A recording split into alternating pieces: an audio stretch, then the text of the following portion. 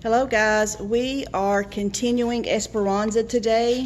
We are probably a little more than 3/4 of the way through, so we'll be finishing this book up before long. You might remember last week that Miguel got a job working at the railroads, so his dream was coming true. Esperanza and Miguel gave Marta, the one who wants to start the strike, a ride back to the camp that they're living in, and Esperanza saw how pitifully those people were living.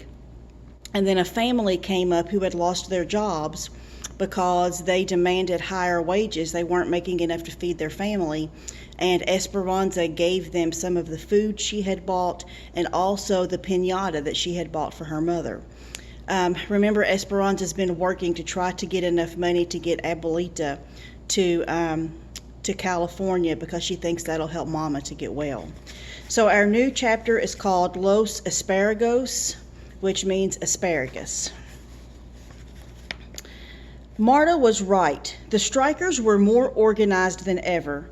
They handed out flyers in front of every store. They painted the sides of old barns with their slogans and held big meetings at the farm. For those who continued to work, there were still jobs, but Esperanza could hear the tightness and worry in her neighbors' voices. She worried, too, about what would happen if she didn't have a job. Asparagus would be a long season, sometimes up to 10 weeks, but it had to be picked before the high temperatures touched the valley in June. The strikers knew that if she could slow down the workers, it would affect the growers. So when the tender stalks were ready, the strikers were ready too. Esperanza got on the flatbed truck with Hortensia and Josefina for the first day of packing. The company had sent a man with a gun to ride on the truck with them, for protection, they said, but the gun frightened Esperanza. When they arrived at the sheds, a crowd of women erupted into shouting and booing. They carried signs that said, Huelga, strike!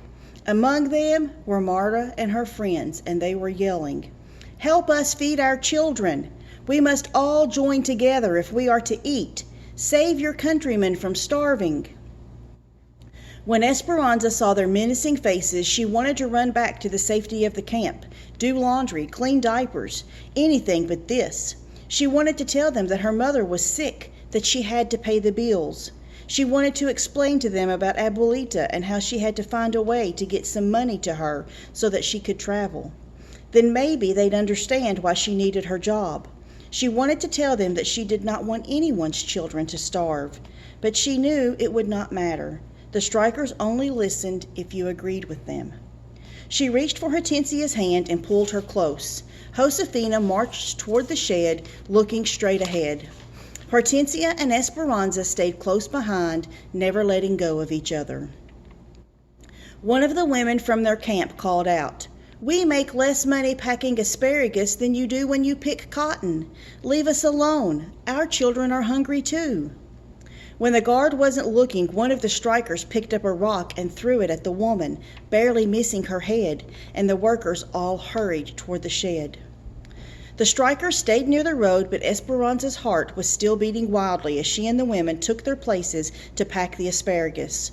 All day, as she sorted and bundled the delicate spears, she heard their chanting and their threats. That night at dinner, Alfonso and Juan told how they had the same problems in the fields. Strikers waited for them and they had to cross picket lines to get to work. Once in the fields, they were safe, protected by guards the company had sent. But the lugs of asparagus that were sent back to the sheds had to be taken across the picket lines, and the strikers often slipped surprises beneath the harvest. The strikers continued for days. One afternoon, as Josefina took a handful of asparagus from a crate, a large rat jumped out at her. A few days later, Esperanza heard a terrible scream from one of the women, and several writhing gopher snakes slithered out of a crate. They found razor blades and shards of glass in the field bins, and the women, usually efficient and quick to unpack the asparagus, slowed down and were hesitant to grab the vegetables from their boxes. When several of them heard a rattling from beneath a pile of stalks, the supervisors took the entire crate out to the yard, dumped it, and found an angry rattlesnake inside.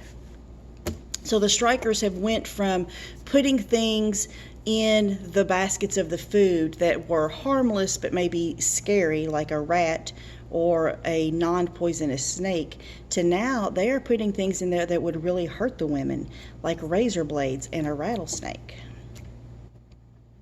"It was a miracle that no one was bitten by that snake," said Hortensia that night at dinner.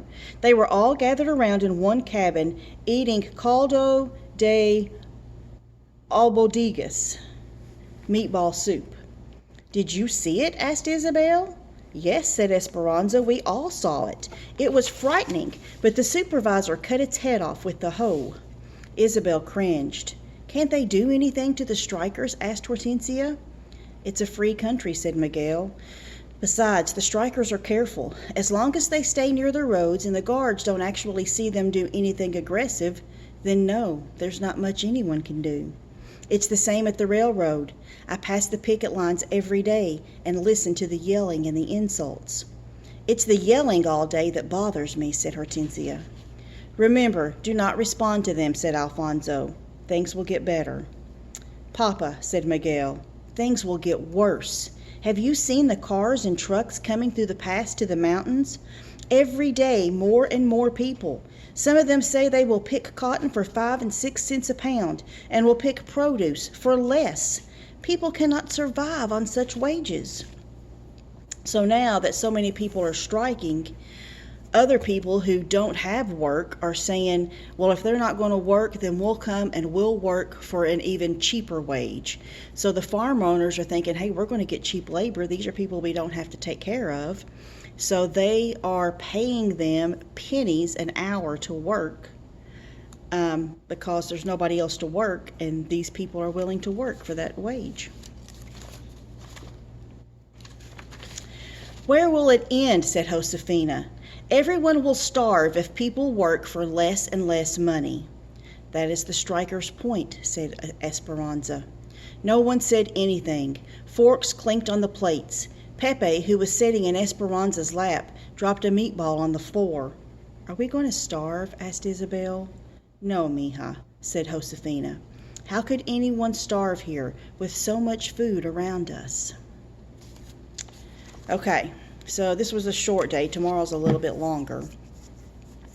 For your challenge today, I want you to look up some other type of strike. People strike for all different kinds of reasons. Teachers have striked. People strike at their jobs, at factories. So I want you to Google and research some other kind of strike in America besides the strike of the migrant farm workers, and write a couple sentences about it and tell me what you learned. Okay, guys, I'll see you tomorrow. Bye-bye.